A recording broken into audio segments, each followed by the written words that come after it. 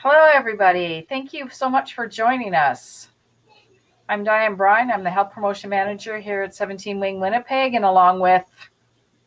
I'm Deanne Bennett, the Health Promotion Specialist. Welcome to our webinar. Yeah, today we're going to be presenting on self-myofascial release. So, I mean, when we look at how we live, we value and comply with regular maintenance recommendations for our vehicles. We do the same, but do we actually do the same with our bodies? Do we spend as much time as we do tuning up our vehicles as we do maintaining our bodies? For our bodies, the value is even greater because we only have one body. We can't just trade in our body for a newer model like we would do it with a car. So today we're going to discuss some techniques that you can use for self-maintenance.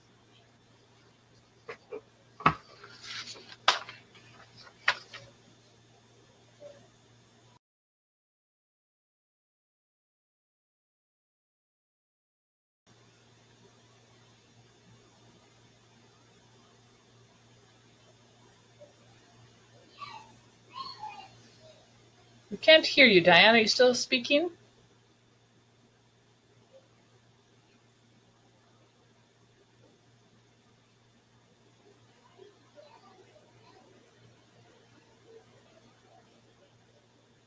you very much, Deanne. So before we get started, I just wanted to let you know that we have turned off our video so that you can pay more attention to what's happening with the presentation.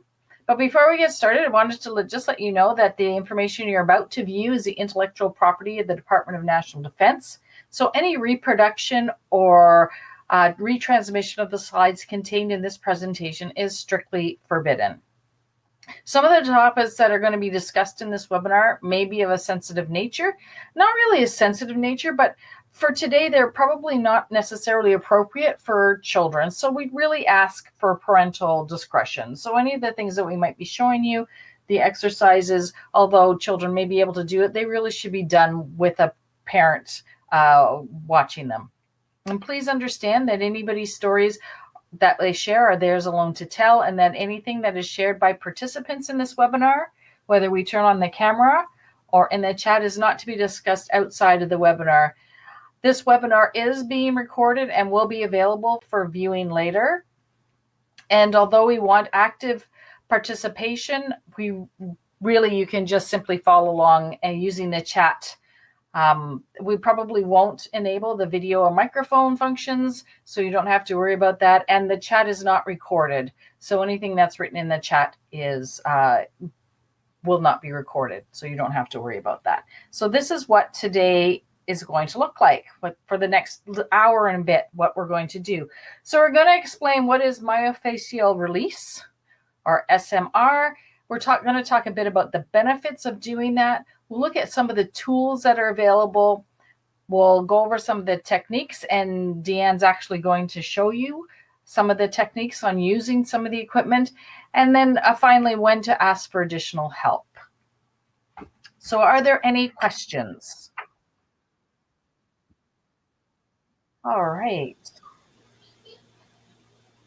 Perfect. So we're going to start off with a little bit about what it is. Density, myofascial release is a manual therapy technique that's often used in massage.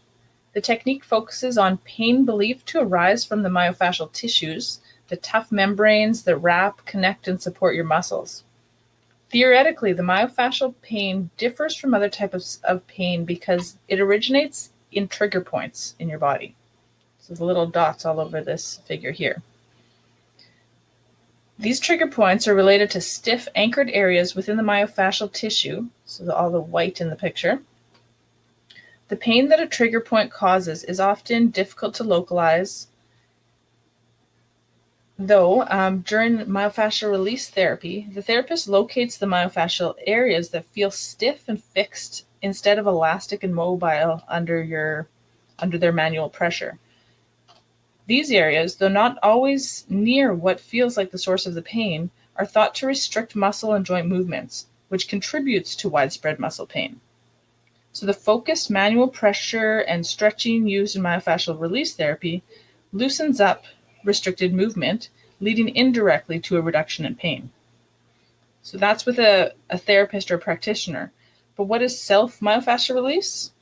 It's something you can do on your own. So according to the National Academy of Sports Medicine, self-myofascial release involves using tools like massage rollers to help repair injuries that poor posture, improper movement patterns, and repetitive motions have on one's body, nerves, and fascia, which is the tissue that encloses our muscles and our organs.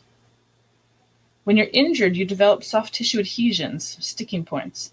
These adhesions can reduce the elasticity in our soft tissues, and if they're not taken care of, they can cause permanent changes to the tissue structure. So fascia is the three-dimensional complex matrix that threads itself through our body. It surrounds our muscles, it surrounds our organs, our nerves, our bones, our blood vessels, and even our cells. Everything in our body is held together in place by this fascia. It's impressively flexible and it's indefinitely adaptable. And because this fascia is very strong and very connected like a spider web, when one spot on it gets tugged or pulled or injured, the effects ripple throughout our body. So this is why we may have pain in our knee that may have nothing to do with our knee or our knee injury, but everything to do with an injury to our lower back. The natural fluid state of the fascia has been traumatized, causing it to harden and to tighten. Think about a sweater. If you've ever pulled a thread on a sweater and then you find the whole thing bunching up in one side, that bunching is exactly what happens to the fascia when our bodies experience stress of all kinds, whether that stress is dehydration, injury, inflammation, repetitive activity, emotional stress, you name it. Our bodies react to pain of any kind, and they create a protective response. So initially it's a good thing. Over time, that protective response can lead to increased pain, buildup of toxins, and reduced blood flow and oxygen in that area.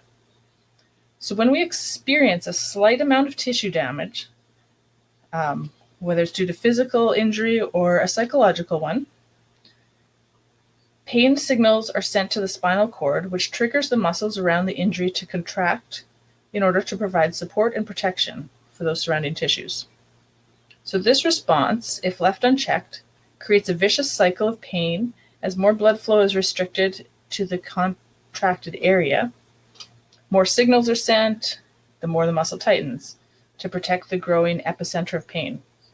What may have started as something small now has grown, and that sweater gets more gnarled and bunchy.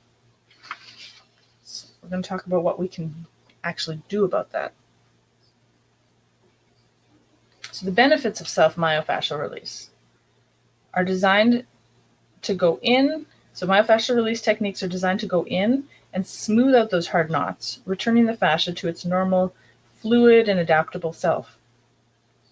In myofascial release, a gentle, sustained pressure is applied to points of restriction, which are those bunched up spots. This allows the connective tissue to release. That release causes an increased range of motion. So self-myofascial release works to restore proper range of motion by repairing the weak and tight fascia causing the trigger point. But it provides a stress to that area to cause the tissues to align along tensile forces. It also improves oxygenation to the surrounding muscles and the surrounding tissues.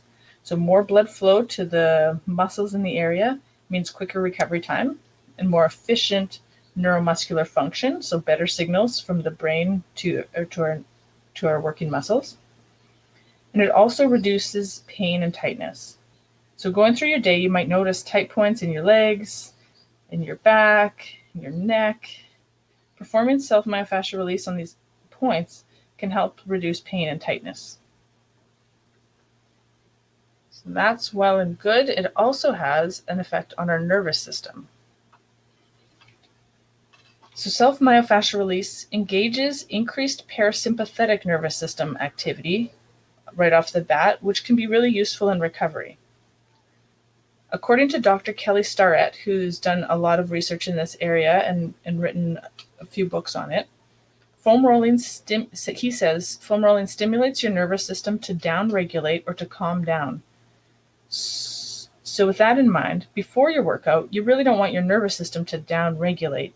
You actually want your fight or flight systems going. So save the slow foam rolling for after your training session. Not to say you can't do anything with self-myofascial release before your training session. We'll get into that a little bit later. But this down-regulation can be a powerful tool when it comes to managing stress of all kinds in your body. Down-regulation is deliberately doing something to engage your parasympathetic, which is your rest and digest nervous system. The sustained pressure and the slow release is the most effective mechanism to achieve this effect. If you're trying to send input to the nervous system, you want to dial down the intensity, use your breath, and avoid the intense pain that could actually further threaten your nervous system. So if we're trying to get a relaxation response out of this, we want to feel some mild discomfort, but we don't want to feel intense pain when we're doing these techniques. Are there any questions?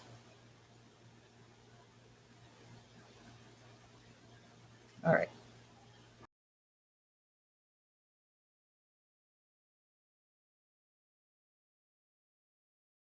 The surface textures, shape, and size are key elements to consider when choosing your tools. And there's lots of things out there that you can choose. The most common or most basic release tools are large foam rollers. So this is an example of a foam roller. I call this the kiss of death because it's really solid. This one is hollow in the middle, so it's got a rigid plastic on the inside. And it also is textured on the outside. So some foam rollers, this is not a foam roller, but some foam rollers are just made out of regular foam and are much softer.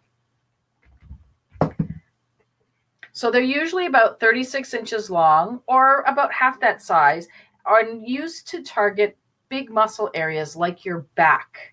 They are long enough so that you can place your entire back on the roller at once, which does work for this one. It will fit across my entire back. So I can roll with that. If you're looking to target specifically your arms or calves, you may want to opt for a smaller foam roller around 24 inches. This can also be helpful if you're thinking about using them in smaller spaces like your home, which is why the one that I have is ideal. It's about 24 inches. Usually the diameter of the foam rollers is between 5 and 6 inches, and this is perfect for getting down and releasing those trigger points with ease. However, if you want deeper, more targeted tissue release, you can opt for a roller with a 3 or 4 inch diameter. Now, there's also half round foam rollers. So this would basically be a foam roller like this that has been cut in half. So it's got a flat bottom. We would suggest using these if you're looking to massage only your feet and legs. This style will help you because they don't roll when you're stepping on them. And they're perfect for relieving symptoms brought on by plantar fasciitis. One researcher found that using these rollers had significant positive effects on toe touch ability. So what you would do is you would stand on the foam on the half roller and allow your pushing your toes down towards the ground. And people who are doing this, they would first bend down, touch, and see if they could touch the floor. And then after doing this for 30 seconds to a minute, they would try again. And the increase in their ability to touch their toes, or the length that they were able to bend over, greatly improved. So try it if you've got a chance at home to see how that works. The other thing that you could get is a massage rolling stick, or a roller massage stick. And this is an example of one. Some of them will have balls on them. This one has different textured tools on it. These fascia massage tools are used primarily for your legs and your glute. However, it's a flexible tool. They can also be great for your upper back. So you just need a friend to be able to do that with you. And it can be an amazing way to target those muscles with more ease than a traditional roller. Right? So I can actually be sitting in a chair and rolling it on my thighs. Right? I don't have to lie on the ground to get the effect of using this type of roller. This is because, yeah, you don't have to sit on the floor. They're great at home or an office tool to use while watching TV or working. Then there's also roller balls. So special massage balls, or even a lacrosse ball, can be amazing self-myofascial release tools. And they're often cheap and very easily stored. Doesn't take up much room. I mean, this takes a lot more room than this does. So really, you can throw this in your bag when you're traveling. You can put it in your gym bag if you're going to the gym. It easily goes into your backpack going to work. So this type of fascia massage tool is often used to specifically target deep tissue. It allows a large amount of pressure to really get into that deep tissue. They also work great for the curved areas like your lower back. I use it for my feet and it feels amazing.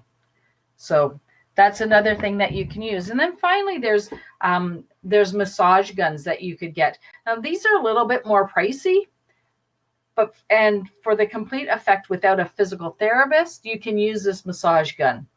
These are basically a do-it-yourself home massager that eases tight muscles and promotes circulation through the vibrations. So it's like a pounding machine. It goes on wherever your muscles are tight, and it just pounds away at you. And you can get different tips at the end of it. So you can get a 3-ball tip. The one that's showing in the picture is a 1-ball tip. So to give you a different sensation. So what it does is eases those muscles and promotes circulation through that vibration. In a recent study, researchers found that vibration therapy or massage guns and the traditional professional massages have an equal ability to prevent delayed onset of muscle soreness. So that works just as well as going to see a massage therapist. Although you need a friend if you're using it on your back.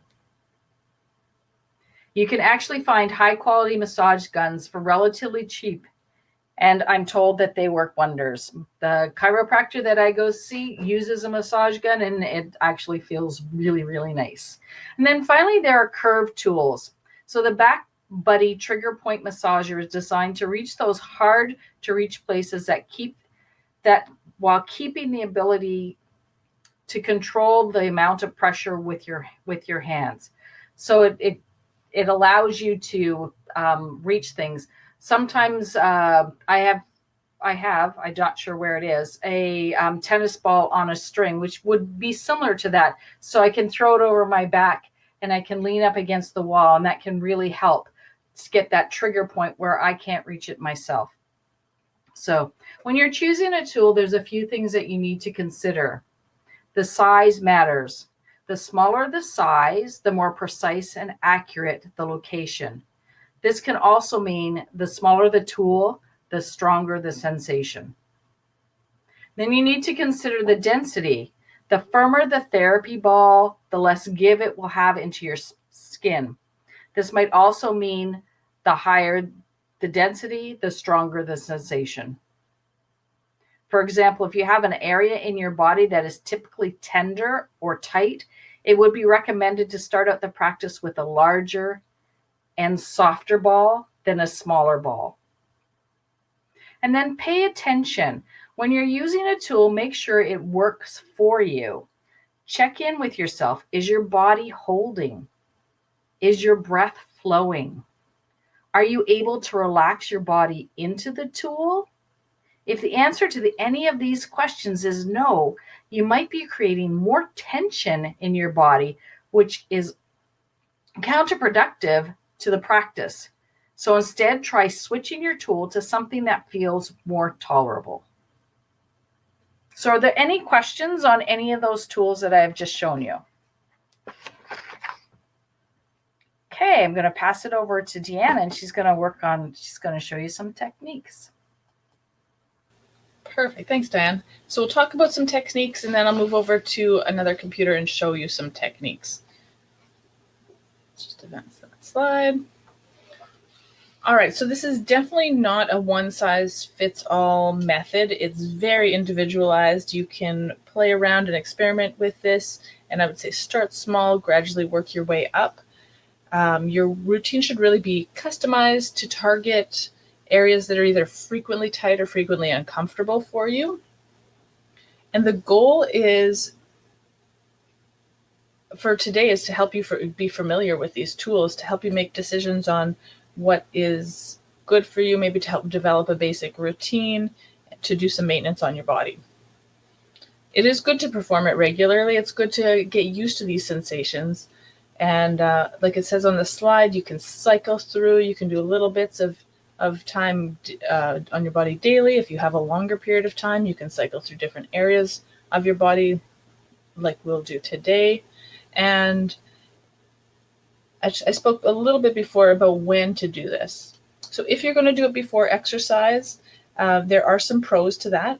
It does increase range of motion around the joint, and it does increase blood flow.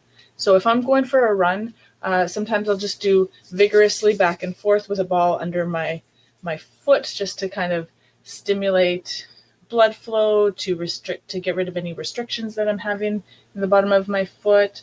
I might do a few passes up and down, maybe my thigh muscles, things like that, just to stimulate blood flow to that area, maybe get rid of some tight sticking points that I may have. So generally before the exercise, your movement will want to be a little bit faster to avoid stimulating that parasympathetic nervous system response.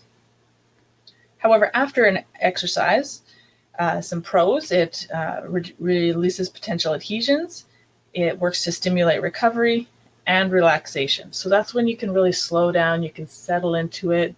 Think about, slowly moving through butter.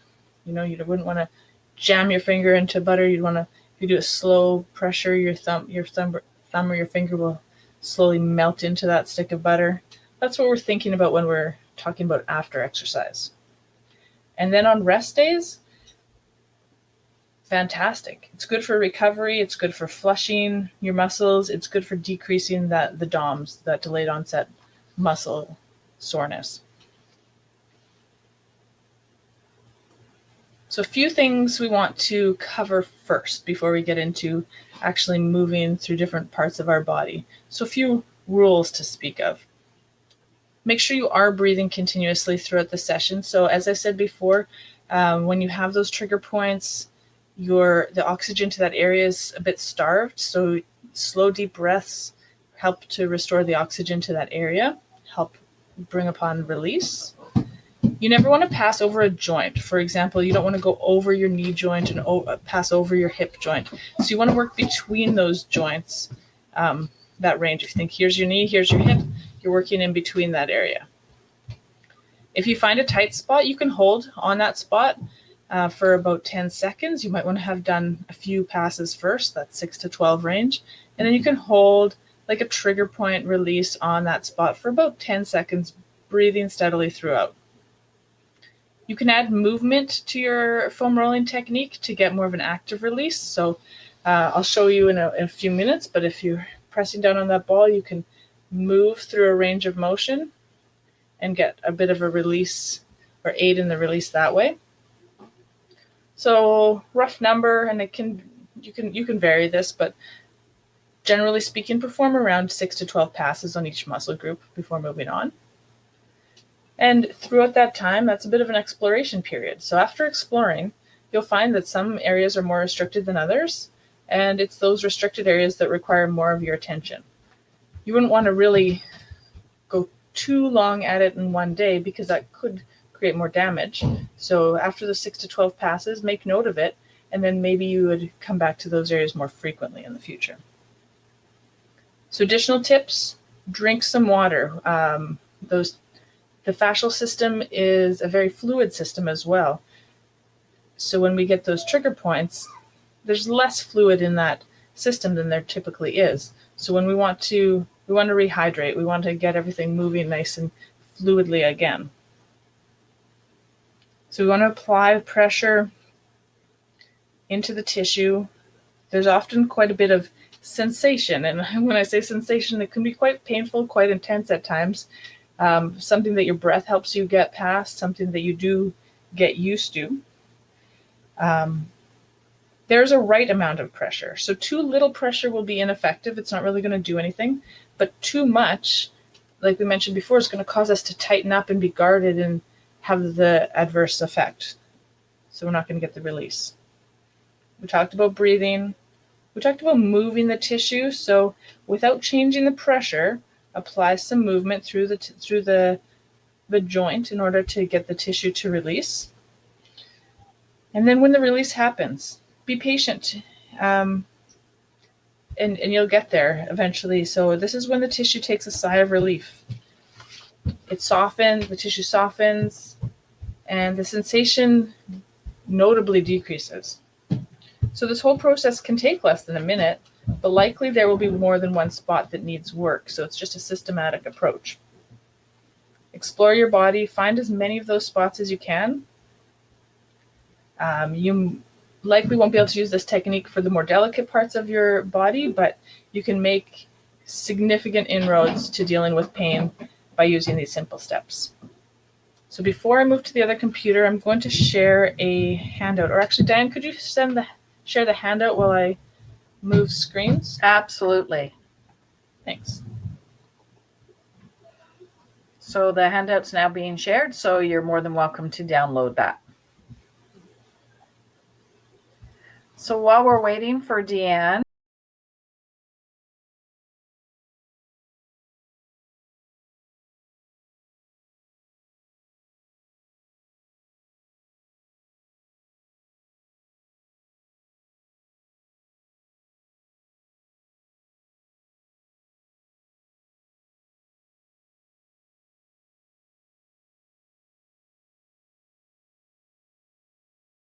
are there any questions?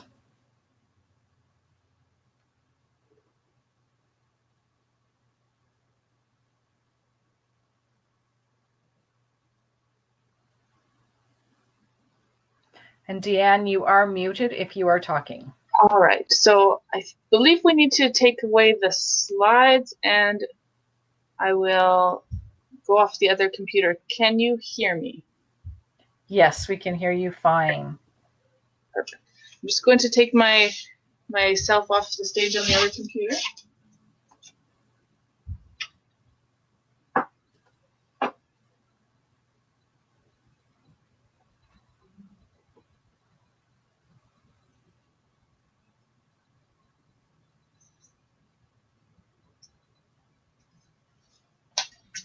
And Diane, are we able to take the... Are you able to start screen sharing, Deanne?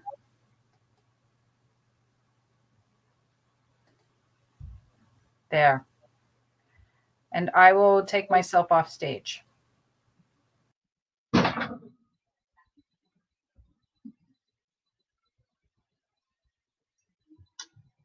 Okay, much better.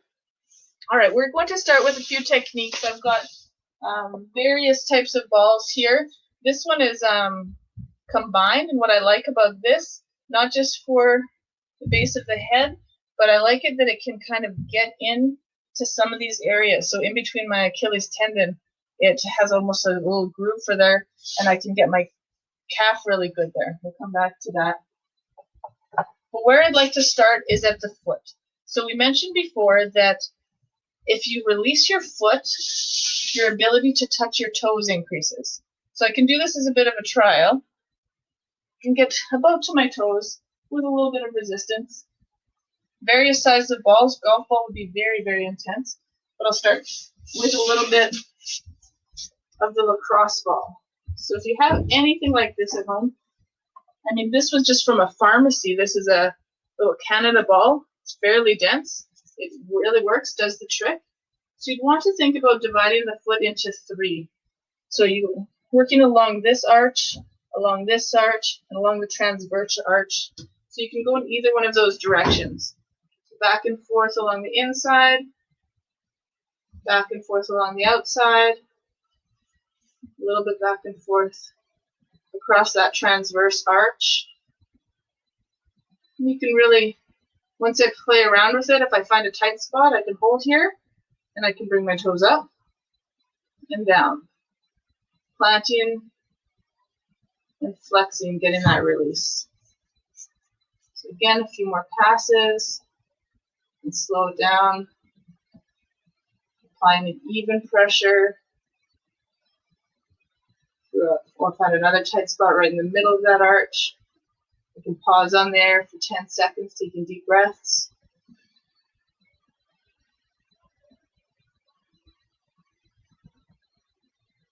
You can also plant and flex to get a bit more release. All right, feels pretty good.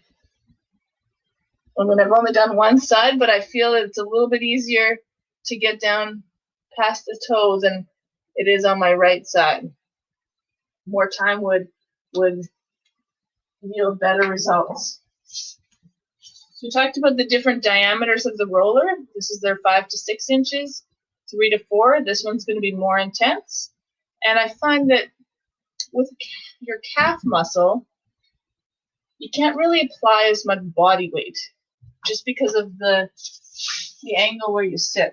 So I would go with the smaller one personally for the calf. You want to put your hands out, hips up in the air. You could do this single leg. Notice I don't go past my knee. I don't go past the ankle joint. You can get different angles in different areas of the muscle depending on your foot placement. So right now my foot is straight up and down, but if I turn my toes inward, I'm going to get new muscles on the inside of my leg. I'm feeling that. I find a tight spot here. I could sit, I can keep my hips up in the air, or I can bring them down. And again, I can flex my foot back and forth. Breathing.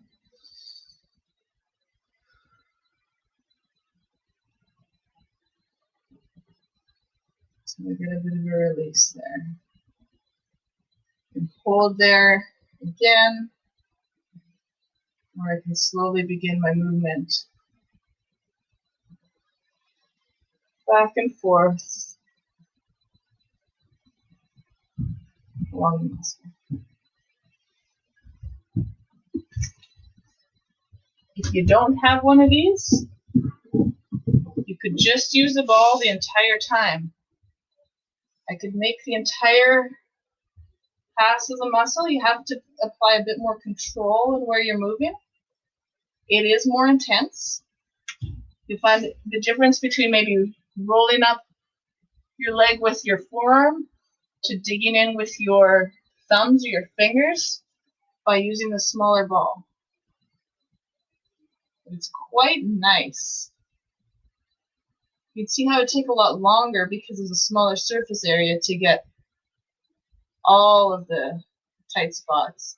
But for something like that, you just want to focus in on the areas that are really tight.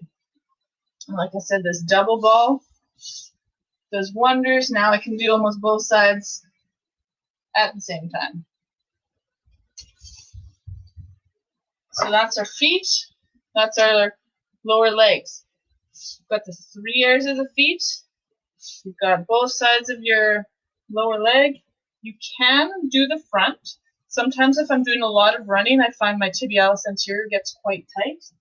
I enjoy this tool on the front of my leg. You just want to be careful. It's one of those areas that is a bit more sensitive, so I'm not putting all of my body weight down. You can see how gravity acts a little bit more generously in this position. So I really take my time with this, find those little areas. I can even lift my toes if I want to. Something for another day. All right, moving up the back of our leg, we'll kind of do a systematic approach up the back, move over to the front, and up the way. So our hamstrings, again, the back of our leg is a little harder to put our body weight into. I'll use the big one here. You can lift up and do both sides at the same time. Also with the calves, you could do both sides at the same time. Quite a bit more general, less specific. If I'm going to start on one side, I want to start just above my knee so I'm not crossing over the joint. And I'm coming up to just under my sit bones. So again, up, lifting my seat off the ground, pressing down, and rolling. Keeping a looseness in the back of my leg. I can focus more on the inside or the out. Again, at least 3 or 4 passes, if not 6 to 12. Up and down. You can turn your leg inward. You can keep it straight. You can turn it outward. And it'll all help you hit different parts along the way. So that's the hamstring. We'll turn over and start with the quad. So front thigh, again, starting just above your knee, not going up past the hip bones in the front. So one leg at a time, starting just above my knee. And this time, gravity is my friend. You find this a little bit more intense than the hamstrings. Making my way all the way back. Whew.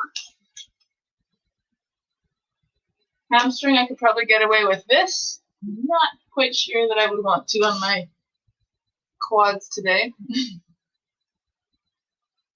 But you will find over time, if you do this quite a bit, you're going to eventually want more and more pressure. If you get accustomed to the feeling, or if you're quite tight by nature. I've heard some people say, there's one lady who ran a clinic that I went to a while back who said, this doesn't cut it for her. You know, she's uses basically steel pipes. I don't know. Some people have very different pain tolerances, or again, very much more accustomed. So I don't know how much you can see here, but I've got a trigger point and I'm applying movement, keeping the same pressure down as I bend my knee and straighten it through a full range of motion.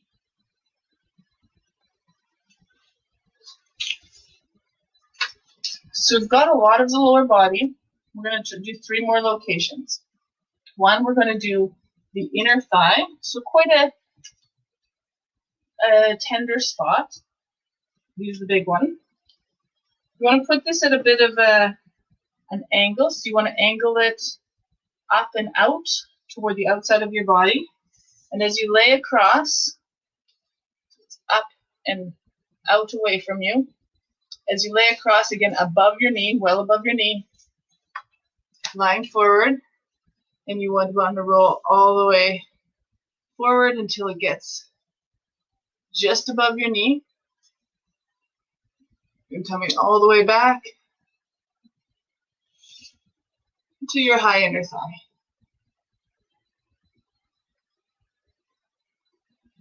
So those adductor muscles can be quite tender.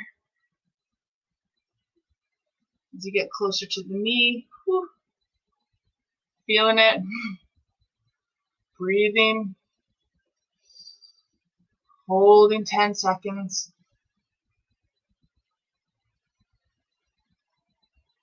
And if you like, applying movement. Ouch.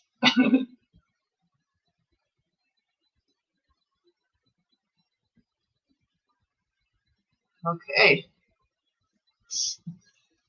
Good. Moving on to the outside, so the iliotibial bands. It starts off with a muscle right up here, your tensor fasciolata, and it's all tendon from about a third of the way. The last 2/3 are almost all tendon. So they don't really respond and release with trigger points the same way muscles do. So you really want to focus more up here or lateral quad, the outside of your quad. So which you'd get by turning your leg inward as you did your quad rolling or your quad release. So going directly on the tendon on the side of your leg isn't going to be as effective as staying up high. So we're going to start just under your hip bone here and come down really only that first third. Unless, like I said, you're focusing on the outer part of your quad. Can definitely be quite tender, very, very tight and tender in runners, skaters, breaststrokers. Any questions so far? Feel free to let me know. You can hold here. You can bring your leg forward, plant it down, firmly plant your arms, and you can apply a knee bend. Yeah. So with that pressure down, you can apply that knee bend. You might feel some clicking around the tendon at the outside of your knee, but it is getting this muscle to relax will be really beneficial for that tightness in the outer part of our legs. You could do the exact same thing with a ball. So if you're finding those spots, really working. It doesn't have to be a straight line. You can kind of do a bit of a circle, pausing. You can really hold on a trigger point here with that smaller surface area. In the last part of our lower body, we're going to do the glutes or the piriformis. So if you're following along in our notes, you're going to get yourself into a position where you're crossing one leg over the other. Could be the ball, could be the roller. You want to get yourself up onto there, right in the middle of the muscle tissue. So if you think about your sit bone and the bone on the outside of your hip, it's about halfway in between, right in the fleshy area. Apply that pressure, ball or roller, cross one leg over the other. You can push up onto your hands and roll back, or a little bit in and out. You put almost in a 45-degree angle. You can go back and forth. Again, you'll know when you've hit that trigger point. Stop and pause. Don't forget to breathe.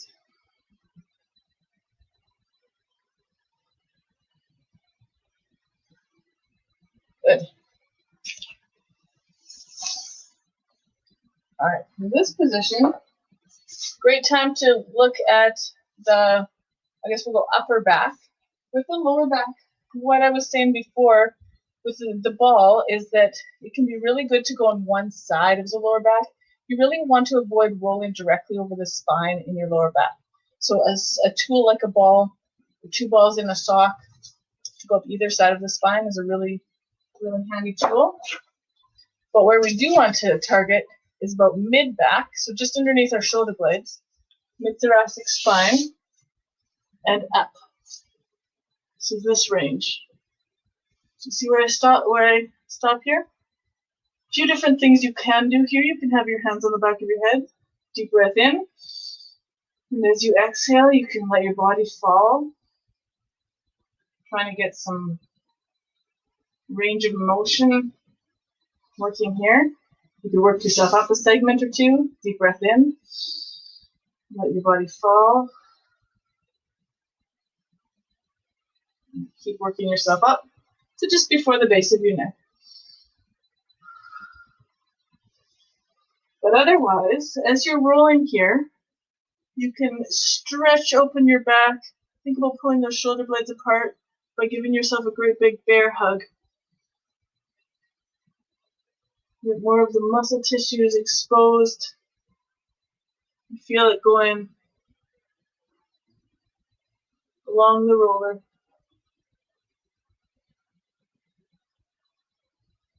You might want to keep a chin tuck just to protect your cervical spine. And again, find a spot, hold it for 10 seconds. And once you've done those passes, maybe then you want to do the opening exercise.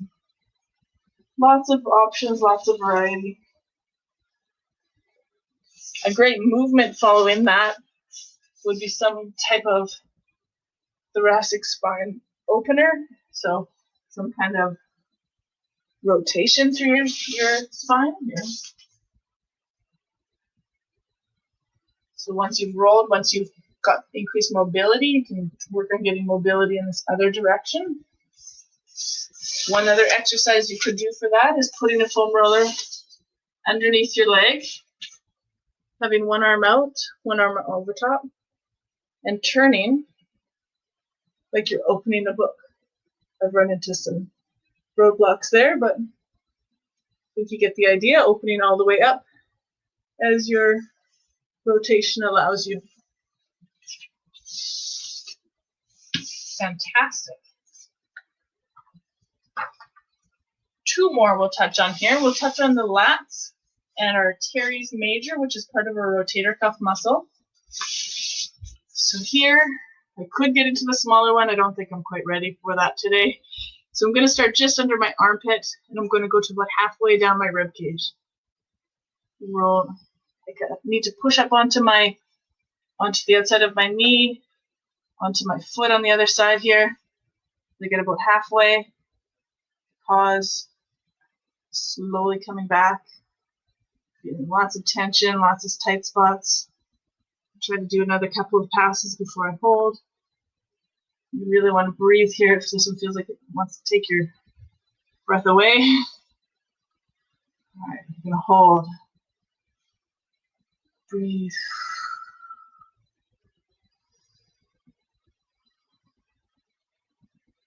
So the holding for 10 seconds, the breathing through it would be stage 2. Like it says in the sheet, stage 3 involves bringing movement.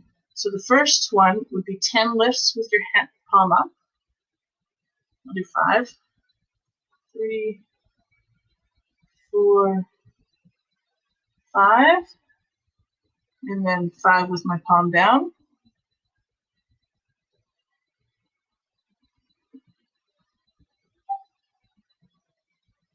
One more. And lastly, like I'm arm wrestling, rotations.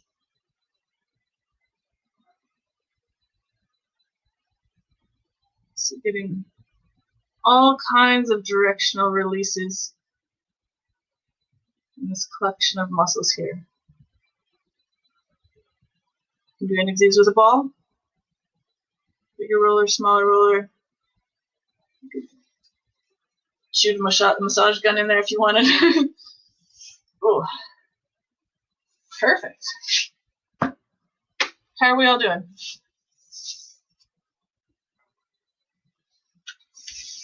Last one we're going to finish with is our pecs, so chest muscle.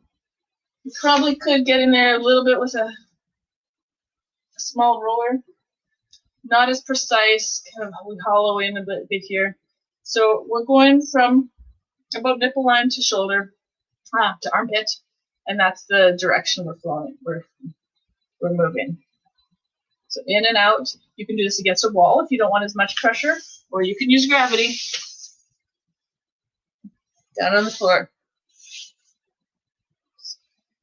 Back and forth along the line of the muscle. Finding tight spot and holding. And you can add movement here. I might run out of room, so I'm going to switch sides. Start over here. Keep one arm out. And here, I would do a half circle. finishing off with my hand in the small of my back and slowly bringing it up and around again. So getting release into the pec that way.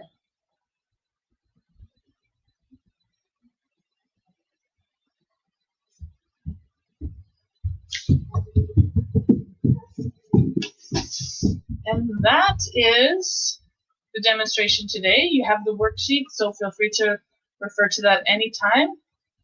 And I'll have Diane put up the PowerPoint as I head back to the other location.